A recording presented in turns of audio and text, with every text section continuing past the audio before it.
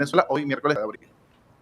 Arrancamos de esta manera entonces con estas noticias que nos cuenta Santiago Martínez desde Caracas. Ya tenemos a nuestro primer invitado conectado. El tema de las elecciones en Venezuela es el tema de importancia. Quedan muy pocos días para que se lleven a cabo esas elecciones y por eso para nosotros es un gusto recibir en este programa en Venezuela al Día a Enrique Capriles Radonsky. Hola Enrique, bienvenido, buenas tardes, ¿cómo estás?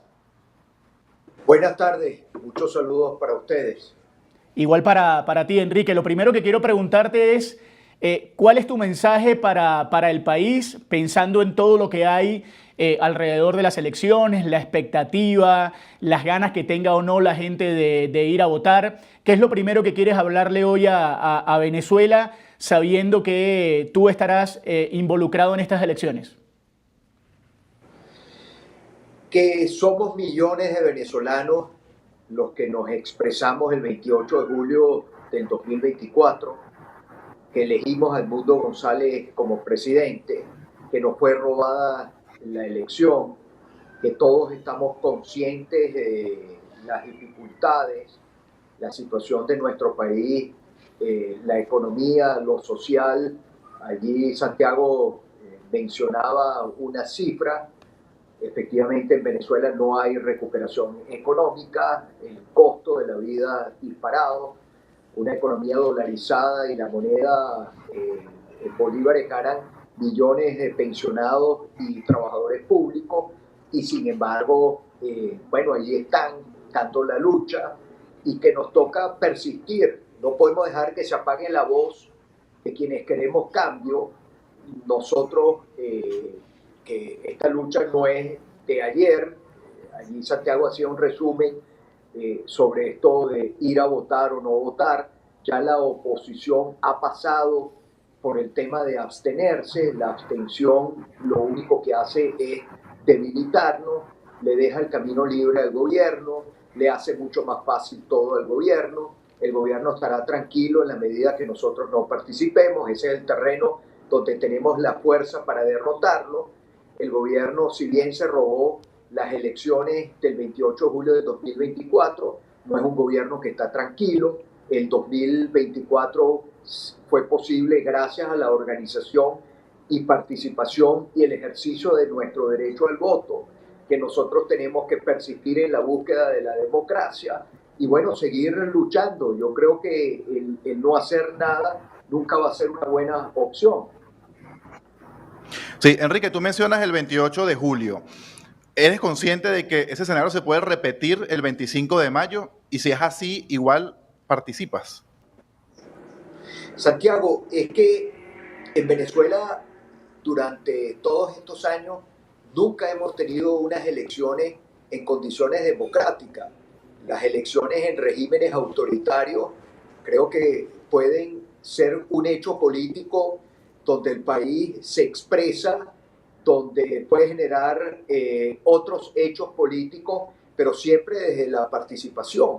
Si nosotros tomamos como ejemplo, a pesar de que la situación son tiempos históricos distintos, son realidades distintas, pero los chilenos, hablando de un país hermano en la región, ¿cuál hubiera sido el futuro de los chilenos si no hubieran votado en el plebiscito de Pinochet, teniendo todas las condiciones en contra? Eso además ha sido, hay libros, películas que relatan lo que hizo la oposición al régimen chileno, a la dictadura de Pinochet, recordar lo que fue la dictadura de Pinochet. Y bueno, gracias a la participación, la organización y el voto, los chilenos abrieron las puertas para una transición a la democracia. Los venezolanos tenemos que persistir en la búsqueda de esa transición, de ese cambio, para poder tener de nuevo democracia. En Venezuela está planteada, no sabemos qué va a pasar, un cambio en nuestra constitución. Maduro habla de un cambio en la constitución. ¿Quién sabe si eso es para quitarnos el voto universal, directo y secreto? Entonces, mientras tengamos ese instrumento, mi opinión es que hay que hacer uso de él. Yo creo que es el instrumento con digamos, con más fuerza para manifestar nuestro rechazo al gobierno de Maduro, el peor gobierno que hemos tenido los venezolanos en nuestra historia. O sea, no dejar que la voz de cambio se apague. En la medida que la voz de cambio se va apagando, en la medida que nos vamos desmovilizando, en la medida que dejamos de defender y hacer uso de los derechos que establece nuestra Constitución, ahí hay un paso a la desesperanza y luego un paso a la resignación. Nosotros, Santiago, no queremos que Venezuela sea la nueva Cuba, ni queremos que sea la nueva Nicaragua. Nosotros nos resistimos a que este sea un país que, bueno, que esté condenado, nuestro país, al presente que tenemos. Entonces hay que persistir con todas las dificultades y todo el desafío que esto representa. Todos estamos en Venezuela, hasta las piedras saben que Maduro se robó las elecciones. Ahora Maduro está hoy en el poder. ¿Qué hacemos frente a eso? No hacemos nada, seguimos luchando, seguimos haciendo uso de nuestros derechos, persistimos en la lucha o se quedó allí. Y eso no es lo que queremos los venezolanos. Y tú lo sabes, Santiago, como venezolano, que no es la primera vez que la oposición habla de abstención. Cada vez que hemos ido a la abstención se ha fortalecido el gobierno y se ha debilitado la opción democrática en el país. Le hemos dejado el camino libre al gobierno. El camino, o digamos, el escenario donde el gobierno le es más difícil es precisamente en el escenario electoral. O sea, tener que robarse 24 gobernaciones, el Parlamento Nacional, el Consejo Legislativo, yo no estoy diciendo que no sean capaces de hacerlo, pero siempre será muchísimo más retador, difícil, tendrá un costo siempre mayor tener que robarse un proceso electoral a nosotros no participar. Sí, Enrique, digamos, sí hay una confianza y hay, digamos, una representación de la importancia que tiene el voto como ese ejercicio básico de la democracia.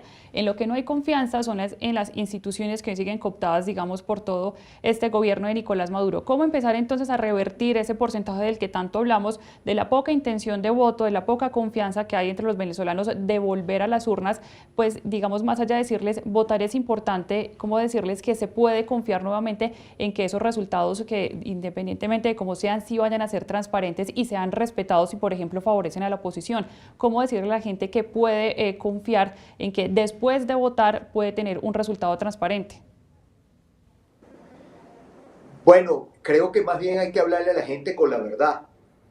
En Venezuela el voto en este momento, en los últimos años, nunca hemos ido a un proceso democrático. Sin embargo, hemos asumido el voto porque somos demócratas, como el ejercicio de un derecho que pueda abrir las puertas para seguir buscando que el país pueda recuperar su democracia, recuperarla completamente. El Consejo Nacional Electoral, que estaba el 28 de julio, es el mismo que está ahora. Y sin embargo, el 28 de julio tomamos la decisión correcta de organizarnos, de movilizarnos y de hacer uso en esa elección presidencial de nuestro derecho, porque cada venezolano tiene que ser dueño de su derecho a elegir su destino, a elegir el futuro de nuestro país. No estamos yendo a unas elecciones que no sepamos en qué condiciones estamos yendo. El tema es que no tenemos otra opción para seguir luchando que tener que pasar por este proceso electoral, porque se va a dar, porque el objetivo no es el 25 de mayo, el objetivo es el cambio político para tener democracia en Venezuela. La unidad se construyó sobre 4 premisas fundamentales: un cambio pacífico, electoral, democrático y constitucional. Y nosotros no podemos irnos de allí. Cuando nos hemos ido de allí, lo único que hemos hecho es debilitarnos. Si el gobierno comete tropelías, los responsables de las tropelías son ellos. Lo que yo creo que será siempre peor para el gobierno tener que cometer las tropelías a que nosotros le dejemos el camino libre como lo hicimos en el año 2018. La legitimidad, no es verdad que ejercer el voto es darle legitimidad al gobierno o lavarle la cara al gobierno. El gobierno no tiene legitimidad de inicio, es un gobierno sin legitimidad porque nunca presentó el acta, porque nunca presentó el resultado de las elecciones como tenía que presentarlo, es decir, no tiene legitimidad de origen, y ir a la elección del 25 de mayo no significa darle legitimidad. no significa lavarle la cara al peor Consejo Nacional Electoral que hemos tenido los venezolanos en nuestra historia.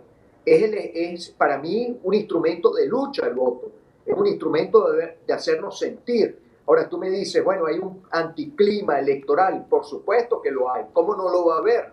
Pero precisamente el desafío y la responsabilidad del liderazgo político es explicarle a la gente qué hay que hacer. No es sencillamente quedarnos en la denuncia, es plantear a la gente una hoja de ruta, es plantearle a la gente, tenemos que ir el 25 de mayo a las elecciones, como tenemos que ir cuando presenten un cambio en nuestra Constitución, tenemos que ir a defender los derechos de los venezolanos que están consagrados en la Constitución.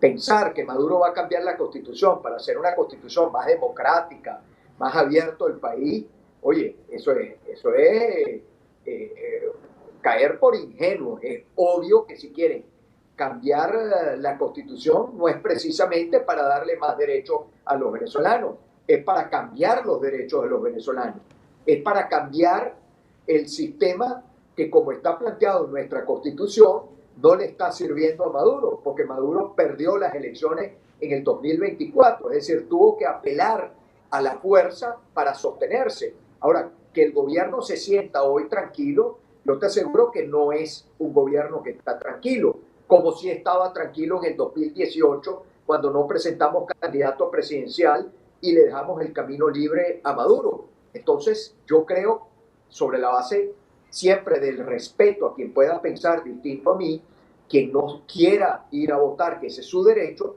yo creo que el liderazgo político tiene que hablar con la verdad, tiene que responder las preguntas sobre la base con argumentos, a quedarnos simplemente en consigna o tratar de descalificar a cualquier persona que tenga un pensamiento distinto. Yo creo que la democracia es pluralidad, es diversidad, creo que la realidad está a la vista, pasa el tiempo, allí sigue Maduro, pasa el tiempo y pensar que la solución ahorita va a ser lo que haga el presidente de los Estados Unidos, creo que es un error, creo que está más que claro que el presidente de los Estados Unidos no nos va a resolver la crisis política, económica y social a los venezolanos, creo que más bien el presidente de los Estados Unidos lo están asesorando mal, creo que están volviendo a querer reeditar una política que fue fracasada en el año 2019, que lo único que hizo fue fortalecer al gobierno, que lo único que hizo fue debilitar a la oposición, y todos recordamos negativamente lo que fue el gobierno llamado gobierno interino. Incluso creo que quien más lo recuerda negativamente es la propia comunidad internacional. Entonces, volver a ese escenario, creo que el único que gana allí es Nicolás Maduro, porque la situación en Venezuela, y Santiago lo sabe, Venezuela como está, no nos sirve a los venezolanos, le servirá a la cúpula de poder y le servirá a quienes viven de la crisis de nuestro país, pero a la gran mayoría de los venezolanos que seguimos en el territorio nacional no nos sirve la crisis, la situación que hoy tiene el país.